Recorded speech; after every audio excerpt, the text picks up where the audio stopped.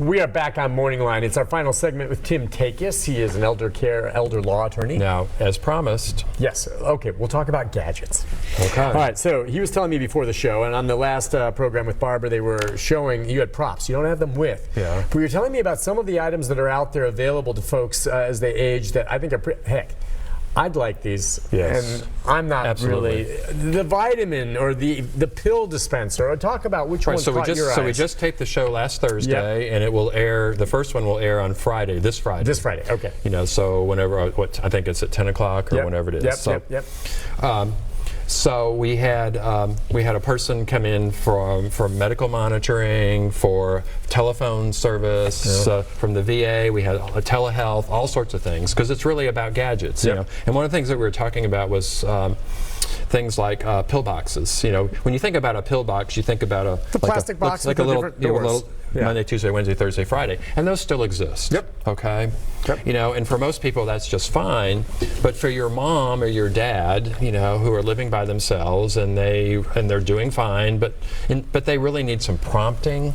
You can actually get these pill boxes. They're automatic or electronic. Yeah. You know, and you know you can set them up like for pills for like maybe 5 or 6 weeks. Mm-hmm. Yeah, and. You know, so let's say mom needs to take her pills every morning at 8 o'clock. All right, so a little chime or something goes off and says, "Oh, Mrs. Jones, it's time to take your pills," or something. You know, and they come out like in a little, little cup or whatever it is. Yep. You know, and then she takes them. You know, or she's able to pull them out and then she can take them. You know, and the machine knows. You know, whether she's done that or not. So it's dispensing them for them and reminding them. And then reminding. Now, what if she doesn't take them?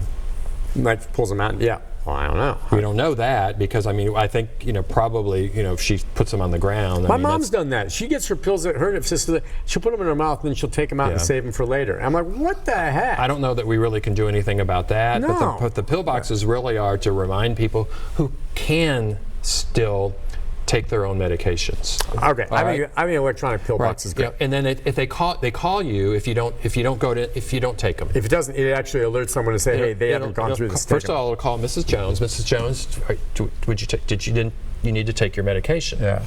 They can't reach Mrs. Jones. Then they'll call Nick. Okay, because you're the next of kin or you're the son.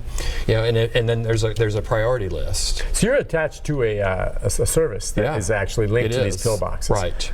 It's cooked into your network, perhaps, and your Wi-Fi network. All those sorts of things. Just mention to me. I don't know if this is one of the gadgets you were going to mention, but I think we're going to get for my folks an Alexa. Okay. Okay. You know what that is? Yeah, I've got one at home, and it's the greatest thing because Alexa, you can plug it in. It's there. My dad has enough time. He wants to play music or something. He tries to go on and look for some of his music on the computer. All you have to do is talk to it. Alexa, play the Rolling Stones, whatever, and she'll play it. Or Alexa, what's the weather today? Have you found that maybe seniors might, benefit from something like that? Yes. Because they don't have to do anything. It's intuitive. All you have to do is ask any question, and she'll answer back as long as it's hooked into a Wi-Fi. Right. We've had families that said they've done that. Okay. I was wondering if you'd seen that or not. That's a gadget that I think would make life easier. It's a nice little entertainment thing. Yeah. Why not, right? Yeah. Okay. All right. I didn't know. Well, what were some other gadgets? Some of the other watches, and I'll mention it by name because it's called CapTel. CAPTEL. This is for people who are hard of hearing or even deaf. Okay. There's a screen on the phone. So imagine a screen on the phone, which is like maybe 7-inch screen or whatever it is. And so when people talk, you can read you can read what's being said. Yeah. Now we all pay, like if you have phone service, you pay $1 or $2 a month or something, like a tax. Yeah. That's where the money goes. These are free. Okay. These devices are free. Oh. That's pretty dang cool. How do you get one? Well, you watch the show, but I think you could probably go online and say, okay, CapTel, CAPTEL, and there'll be a phone number to call and say, well, I was listening to Nick and Tim, and they said call CapTel about this box or whatever it is. So for people that are hard of hearing or deaf, it doesn't matter. You don't have to be old. No. So and the way it works is the phone will ring. Yeah. And then the screen and it'll will say something like phone ringing or something like that, or lights will light flash will go or up. whatever. Yeah. Right, and then and then you'll probably press a button or something, and it'll probably say hello. In other words, you'll answer and say hello. This is so and so, and then you'll talk. You're on the other end, going, okay, what's this about? So you talk, and there's the screen right there, and you're reading what they're saying. Right, and then.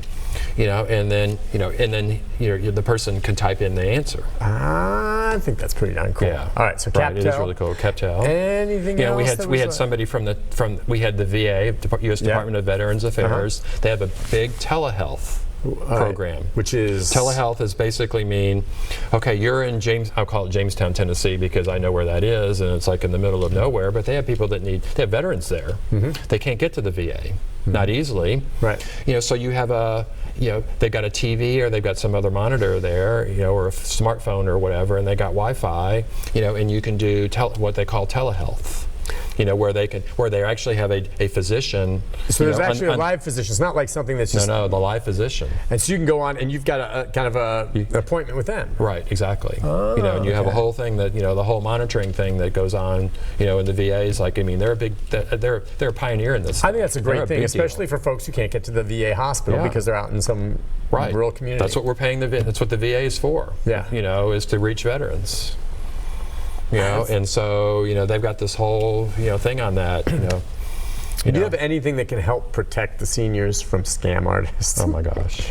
See, that's a big thing. Because you were talking about the phones and the calls that come in and some of the crazy stuff. We almost want to just take the phone away in some way from my folks because I worry about an incoming call that could get to them, and they could easily be fooled, even though they're on alert. But I could just see that. Yeah. And then maybe giving a credit card number out or sending money. It's just a concern. Yeah, we did a show on scams. Maybe 6 months ago, or maybe last year, or something like that. What did you say? You can warn them, but what do you? That's all. I mean, there's not much. I mean, that literally is. I mean, that bunch is so crafty. Yes.